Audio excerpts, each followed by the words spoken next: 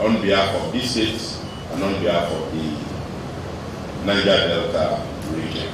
So I want to again thank you also for the flood which you have talked about and willing to support the state government. Nobody will say there is no fraud in Bayelsa. Even this year, like you rightly observed, just that this year's flood is not like the flood of 2022. Governor Diri stressed the need for the NDDC to work closely with state governments to avoid duplication of projects and to ensure that interventions align with state efforts. The governor urged NDDC to focus on high-impact projects that will benefit the people of the Niger Delta region. And these are some of the issues also that we need to synergize. So that if we have, as governors, have the opportunity of seeing Mr. President, we will also put in our voice about the financial situation of the NDDC. So there is so much that we can gain if we work together. But if we continue to pull apart, it is bad for us, but it's worse for the development of our region. The Managing Director, NDDC, Dr. Samuel Ogbuku, assured the governor that NDDC is committed to partnering with state governments to achieve sustainable development in the region. He noted that the commission would ensure projects are based on needs assessment and consult with states before embarking on new projects. A collaborative effort, partnership with other federal government agencies, state governments, to ensure that we come up with a holistic solution. So if that is one of the solutions, it is going to be capital intensive. We are very, very willing and open to ensure that if we all come to a round table to discuss, we'll also do our own bit to ensure that that is achieved, if that is going to be a permanent solution. Reports from Rivers State say a middle-aged man has been feared dead following the collapse of a two-story building at the Egbelu Ngbaraji axis in Obogoro community, Obiakpo local government area of Rivers State. This comes barely 1 week after the collapse of a three-story building at the Iriebe axis of the same local government area. Although no life was lost in that incident, an eyewitness said the building at Obogoro caved in yesterday afternoon while the contractors were working on the second floor, killing one of them while another narrowly escaped death with severe injuries. He also noted a couple of deliberate infractions by the property developers may have caused the building to collapse. Commissioner for Fiscal Planning and Urban Development, Right Honorable Evans Bigby, during an on-the-spot inspection of the collapsed building, accused the developers of gross negligence and a default of the extant building laws and regulations of Rivers State. In other news, Ijaw women, including some gender activists, have called for enhanced women inclusion in governance to promote gender equality and sustainable growth. The activists who gathered in Warri Delta State expressed concerns at the low representation of women in government, which is below the 35% affirmative action for women. ADBN correspondent Achunonu Temple completes the report. More than 2 years after the court ruling that mandated the federal government to enforce the 35% affirmative action, women groups in Nigeria, like these Ijaw women, have continued to push for the implementation of the court ruling. The women are worried that even when the United Nations support of the Beijing Conference platform prescribed 35% of government positions be reserved for women, yet a report from the United Nations still shows that USA record 13% women participation, India 0.9%, Mexico 16%, Brazil 0.6%, Egypt 0.2%, and Nigeria 0.6%. This, according to the Ijaw women, is why they have gathered in Delta State to harp on the need for more women inclusion into various positions of authority, including oil and gas industry. When you ask them, go and get involved in politics, they see themselves as wayward or not being capable. Sometimes also financial reasons that they don't have the muscle, to muzzle the men. So I think that's one of the reasons. If the women mobilize ourselves, we could have a voice to talk, and because nobody will tell our stories, we need to tell our story. Otherwise, I've not seen any past regime or present that women are actively committed and involved. The women's struggle for equal rights became internationalized after World War II. The United Nations Universal Declaration of Human Rights also enforced women's rights. Nigeria, in 1983, adopted it through the African Charter on Human Rights. We have credible women, intelligent women that are schooled in various careers and begin to bring them into decision-making table. The women have so much to offer. They are our mothers, they are our sisters. They gave birth to even the president himself. And so we are using this opportunity to ask for more inclusion of the women in the Nigerian polity, in the civil service, in the oil and gas industry.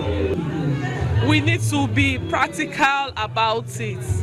In the Bayelsa State House of Assembly, we don't even have up to 4 women in the Bayelsa State House of Assembly. It's a far cry from what we really want. But in all, the women need to step up on their game. The women need to be united, and women need to vote in women into the assembly. But it's really a far cry. The women who drew reference from women like late Dora Akunyini, Dr. Okonjo-Iweala, who distinguished themselves in their various positions, appeal to government at all levels to appoint more women into positions of authority in line with the 35% affirmative action. We want more women to be appointed into places of authority, given responsibilities, because women are people who can do very well. So that's first. And then secondly, we are also asking that our women should be elected, given the privileges, the opportunities, the chances, like our male counterparts, to also run for offices. Give us a platform to run for office. Make it a level playing field for us, so that we can run for offices and then come to lead our people, and then show what we have in us, exhibit the talents we have in us.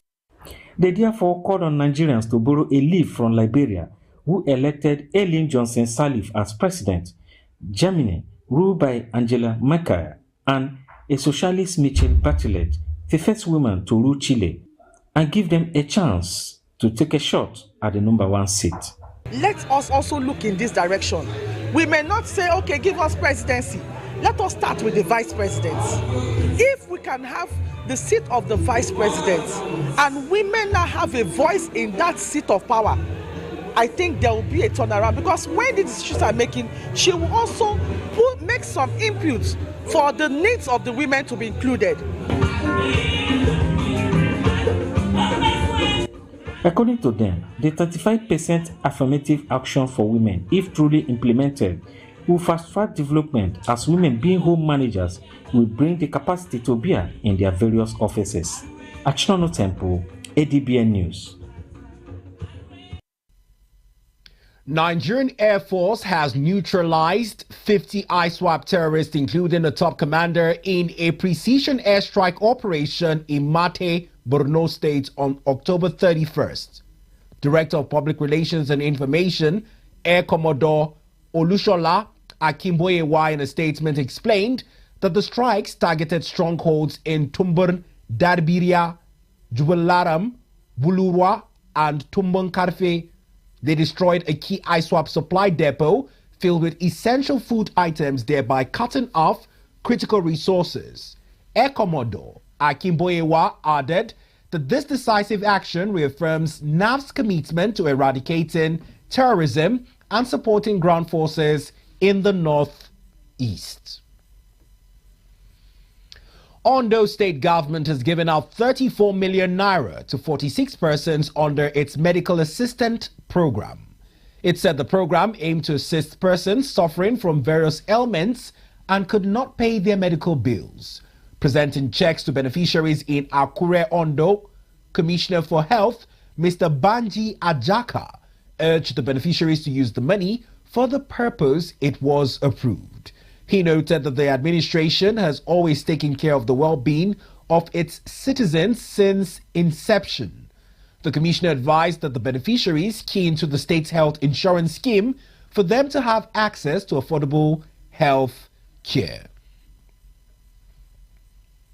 You're still watching ADBN News at 7. Stay with us for more news reports on the foreign scene after the break. In a world of overwhelming voices where everyone has different opinion on different issues, it is important that we bring the core issue to the fore. Join me, Nancy Banigo, on Softline as we lend our voices to inform and influence your thoughts and actions. This is not just mere talk, it is an invocative program that touches the core of our existence.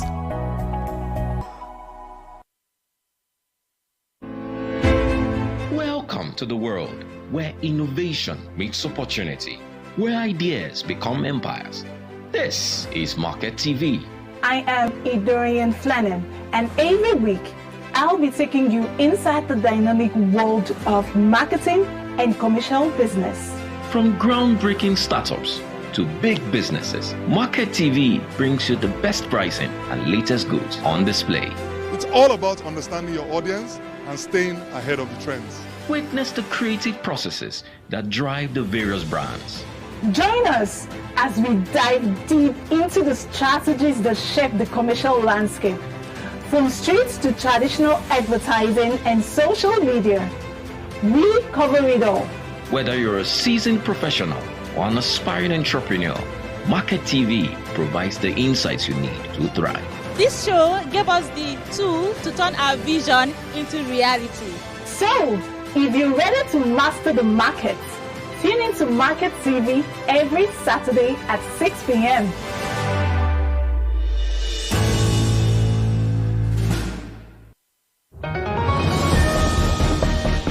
Step into the heartbeat of the world where news meets real talk.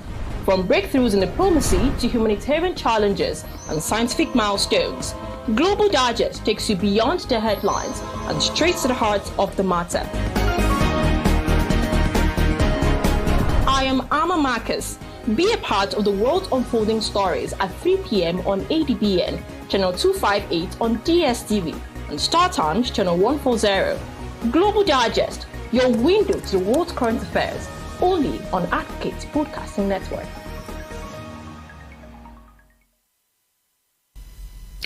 And now to news on the foreign scene. Vice President of Equatorial Guinea, Mr. Teddy Nguema, has unveiled plans to install surveillance cameras in all state body offices to combat misconduct amongst officials. Director General, National Financial Investigation Agency in Equatorial Guinea, Mr. Baltazar Engonga, was earlier arrested for allegedly recording over 400 sex tapes of the wives of notable people in the country. The scandal emerged in the course of a fraud investigation against the 54-year-old economist, which resulted in the search of his house and office on impromptu notice by the ANFI officials who came across several CDs that later revealed his sexcapades with different married women.